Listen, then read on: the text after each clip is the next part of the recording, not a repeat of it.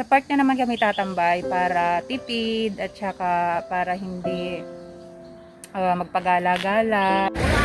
Bababa ko lang sa bus at pupunta ako sa Philippine Store.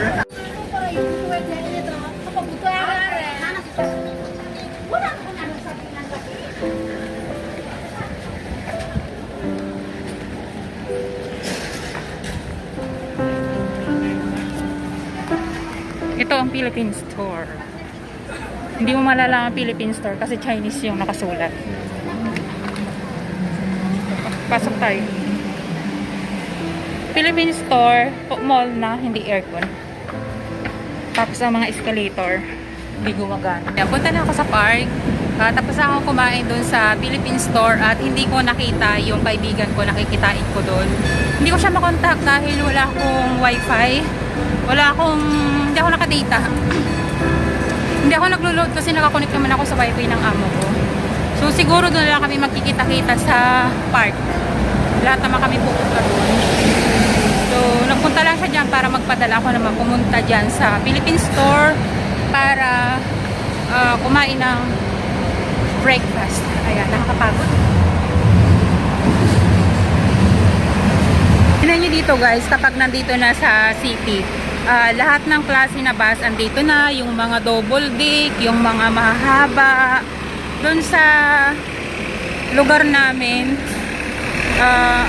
puro mga minibus lang, yung may exit. Pang 16 katao lang. Ayan, mga ganyan, mga ganito lang. Yung bus na sinasakyan namin.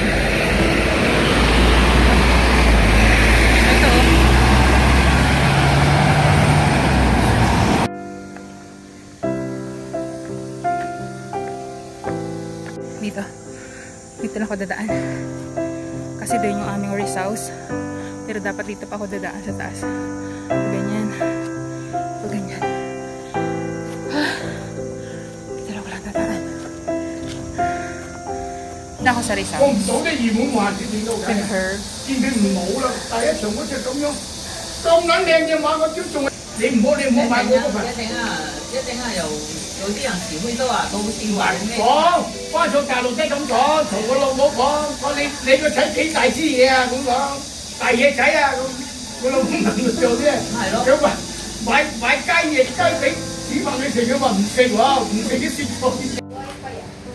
Lunch time guys! May baon kami. Hello! Hello to my vlog-vlogan. Hello! Hi! Kain tayo! Kain tayo guys! Kain tayo guys! Kainan! Ito, pwede itong double pork. Kakain kami ng lunch. Dahil yung isa namin kasama ay nagluto lunch. Tapos mag-aambagan na lang kami kung magkano yung nagastos na. Parang patipid kami sa pagbili ng pagkain. Kasi kung bibili ng pagkain yung isang order sa Philippine Store, $38 to $40. So kain muna tayo. Sumulang talaga ako. Kasi kain! Tuloy ako sa bentangan. Malapit na. Ako malayo pa, 22 months pa. Pag hindi ako yung mag-uwi. Pwede ba mag-request ng pag naka-isang taon na? Pwede yan? Okay, ako na amo mo. Hindi.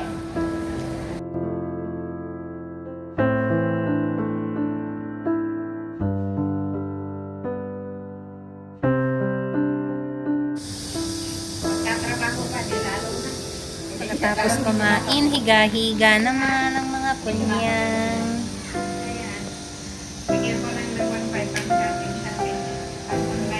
Pahiram na nga sa course niya. Ayun. Hello! Welcome to my vlog! Vlog-vloga. Vlog-vloga!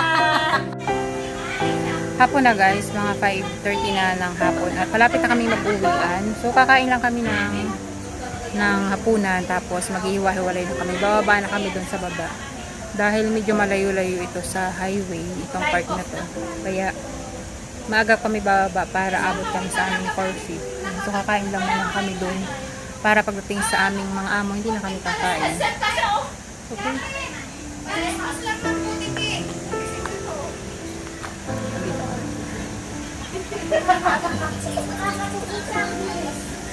Sabihin ng amo mo dyan. Just once. Sa ibang ano naman, sa ibang, hindi yung sa may building. Hindi sa may mga highway. Ayan, gumagawa kami ng reels, yung na sayaw-sayaw. Reels. Pati ba naman dito sa highway, nagre-reels lang. Adik talaga. Alas 6 na ng hapon. Kaya kami babalik.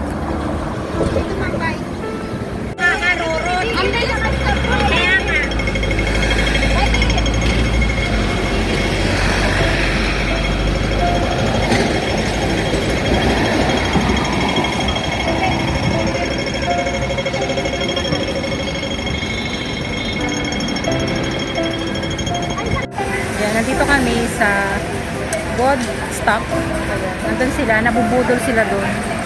Kasi may mura, tag 20 lang.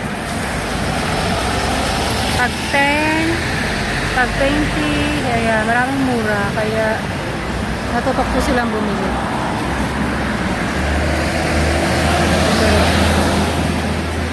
Ako hindi akong papabudol kasi walang magbubudol sa akin. Saka na ako magpapabudol sa mga ganyang sale. Kaya mo magpabudol? Anong nabudol mo?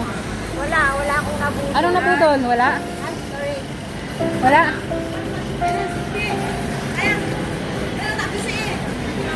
Bakit walang nabudol? Pangit. Pangit. Mura nga, kaya lang hindi maganda. Hindi maganda. Hindi maganda yung tela, no? Manipis, kita ko. Butol na naman ang mga kasama ko dito. Ayan, andyan sila sa loob.